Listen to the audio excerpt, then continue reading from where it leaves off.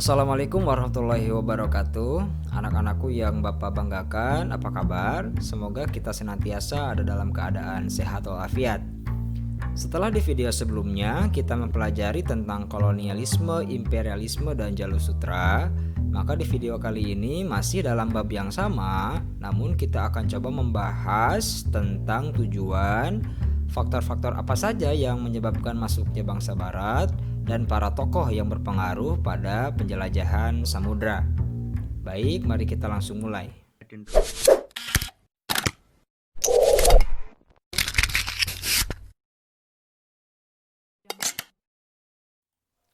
Tujuan bangsa Eropa pada mulanya bukan untuk menguasai wilayah, namun untuk berdagang.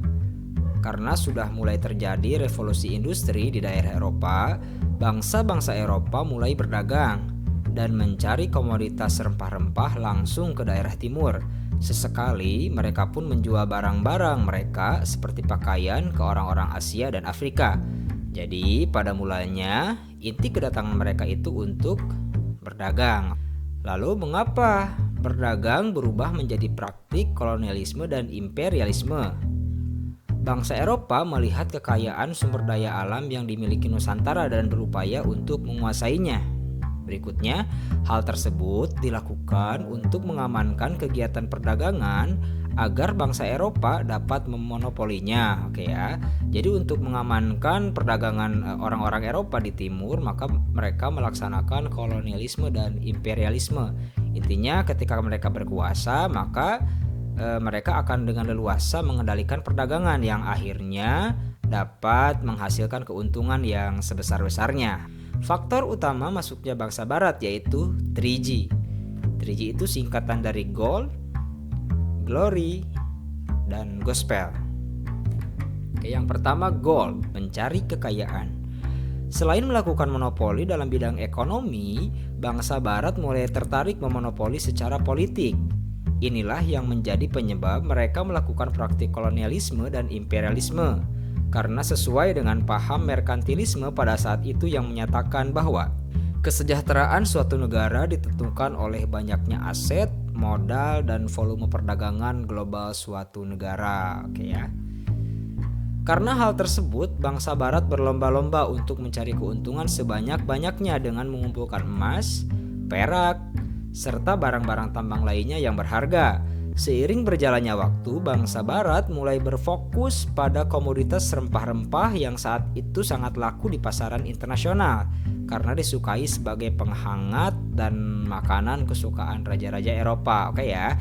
Seperti yang kita ketahui, di Eropa itu memiliki iklim subtropis yang dimana pada saat-saat tertentu, pada waktu-waktu tertentu turun salju yang menyebabkan suhu di wilayah tersebut menjadi sangat dingin.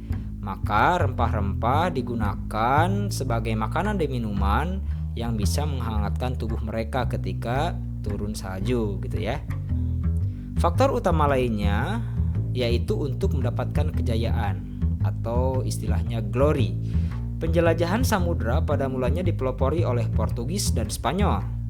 Portugis ingin membuktikan bahwa bangsa mereka mampu untuk membangun bangsanya menjadi bangsa yang besar. Semangat untuk meraih kejayaan negara tersebut yang melahirkan penjelajahan samudra. Di tempat-tempat baru, Portugis akan menancapkan padrau. Apa itu padrau? Padrau adalah batu prasasti berukuran besar yang bergambar lambing kerajaan Portugal. Padrau adalah simbol tercapainya perjanjian kerjasama dengan penguasa lokal. Oke ya, padrau itu bentuknya seperti gambar yang ada pada layar, kurang lebih seperti itu. Berikutnya gospel. Gospel merupakan keinginan untuk menyebarkan agama Nasrani atau Kristen ke seluruh dunia. Karena bangsa Portugis dan Spanyol adalah negara yang mayoritas masyarakatnya menganut agama Katolik dan raja-rajanya sangat taat kepada Paus, yaitu pimpinan agama Katolik di seluruh dunia.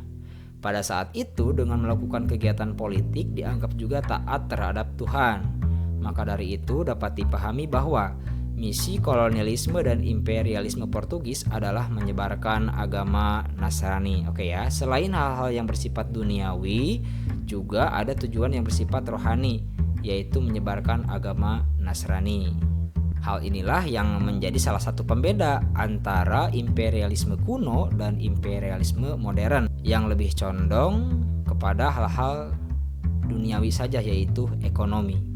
Negara Amerika dan Timur Timur pernah dijajah oleh Portugis, maka dari itu mayoritas agamanya adalah Kristen. Mengapa Indonesia tidak?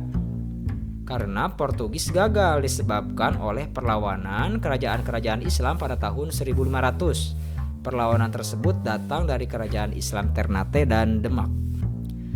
Faktor pendukung masuknya bangsa Barat. Penemuan baru dalam bidang maritim seperti ditemukannya kompas, navigasi, dan kartografi atau pembuatan peta. Abad ke-15 sampai 17, bangsa Eropa memasuki abad eksplorasi atau abad penemuan. Jadi mulai ditemukan barang-barang baru yang mendukung dilaksanakannya penjelajahan samudra. Berikutnya dorongan semangat idealisme pribadi dari para penjelajah. Dan yang terakhir, informasi dari para pekerja Konstantinopel untuk menuju ke dunia timur. Jadi sudah muncul informasi-informasi bahwa di dunia timur itu terdapat banyak sumber daya alam yang bisa dieksplorasi. Nah, setelah ada faktor utama dan faktor pendukung, maka yang terakhir adalah faktor pemicu masuknya bangsa Barat, yaitu dikuasainya Konstantinopel oleh Turki Utsmani atau yang kita kenal dengan istilah Ottoman pada tahun 1453. Penguasa Ottoman Sultan Mehmed II menjalankan politik yang mempersulit pedagang Eropa untuk beroperasi di daerah kekuasaannya, sehingga membuat bangsa Barat kesulitan untuk masuk ke daerah Asia melalui jalur darat. Salah satunya negara Spanyol. Maka dari itu Spanyol menjadi pelopor penjelajahan ke dunia timur pada abad ke-15. Pada tahun 1453 terjadi peristiwa besar, yaitu ditaklukkannya Konstantinopel oleh Turki Utsmani di bawah pimpinan Sultan Mehmed II dari Kekaisaran Romawi Timur. Ada yang berkata bahwa jika dunia ini adalah sebuah negara, maka Konstantinopel adalah ibu kotanya, saking majunya wilayah tersebut. Pada tahun 1453, Sultan Mehmed II menjalankan politik yang mempersulit pedagang Eropa, sehingga bangsa-bangsa Barat berupaya mencari jalur lain untuk melaksanakan perdagangan. Setelah dikuasai oleh Turki Utsmani, Konstantinopel kemudian berganti nama menjadi Istanbul, yang sekarang berada di wilayah kekuasaan negara Turki. Tokoh penjelajahan Spanyol. Christopher Columbus adalah tokoh penjelajah Spanyol yang pertama mencoba melakukan ekspedisi untuk menemukan kepulauan rempah-rempah. Columbus telah melakukan 4 kali ekspedisi melintasi Samudra Atlantik.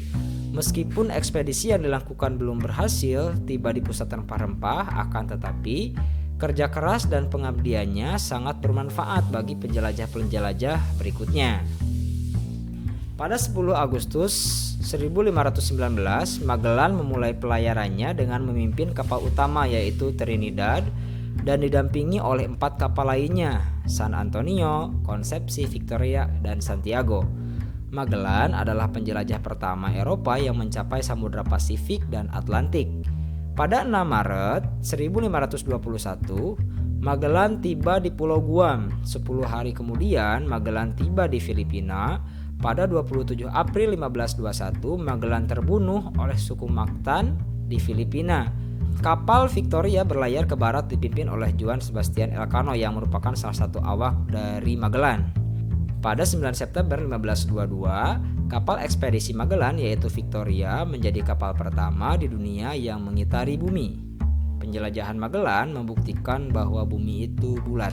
Di samping ada gambar Magellan dan gambar peta penjelajahan Magellan yang ditandai dengan garis berwarna merah, dari Eropa ke benua Amerika, kemudian baru sampai ke Asia, tepatnya di Filipina.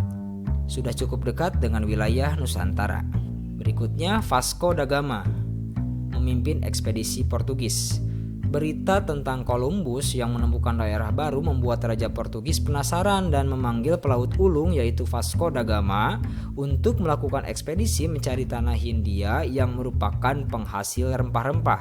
Vasco da Gama mencari jalan yang lebih cepat menuju Hindia. Kebetulan sebelum Vasco da Gama mendapatkan perintah dari raja, sudah ada pelaut yang bernama Bartolomeus Dias. Namun karena serangan ombak besar, Tahun 1488 ia terpaksa mendarat di suatu tempat yang disebut Tanjung Harapan.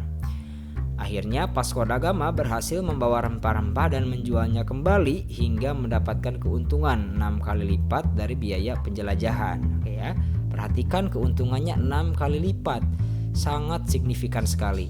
Itulah yang menjadi salah satu daya tarik bangsa-bangsa Eropa melakukan penjelajahan ke daerah timur karena keuntungannya sangat besar. Setelah Bartolomeu Dias dan Vasco da Gama, penjelajahan samudra Portugis kemudian dilanjutkan oleh tokoh yang bernama Alfonso de Albuquerque.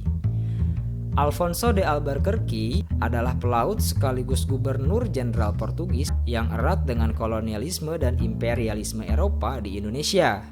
Pada tahun 1510, Albuquerque berhasil menaklukkan Goa, yang merupakan salah satu wilayah India, dan mengembangkannya sebagai pusat perdagangan.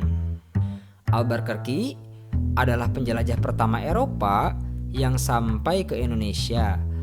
Albuquerque menaklukkan Kesultanan Malaka pada tahun 1511 yang saat itu diperintah Sultan Mahmud Shah. Pada tahun 1512, Albuquerque menaklukkan Maluku di bawah utusan Antonio de Abreu dan Francisco Serrao. Pada tahun 1512, Makassar mulai dikuasai dan Pulau Timor pada tahun 1514. Ya. Albuquerque adalah orang pertama atau orang Portugis pertama yang menginjakkan kakinya di wilayah Nusantara, tepatnya di Maluku. Di layar sudah ditampilkan peta penjelajahan atau jalur penjelajahan Alfonso de Albuquerque hingga sampai ke wilayah Nusantara. Ya, kayak ditandai dengan garis yang berwarna merah. Ya, dari Eropa, Albuquerque mengelilingi benua Afrika, kemudian sampai di wilayah Asia dan sampai di wilayah Nusantara, tepatnya di Maluku. Baik, demikian pembelajaran kita pada video kali ini. Semoga apa yang kita pelajari menjadi ilmu yang bermanfaat. Sampai berjumpa di pembelajaran berikutnya. Assalamualaikum warahmatullahi wabarakatuh.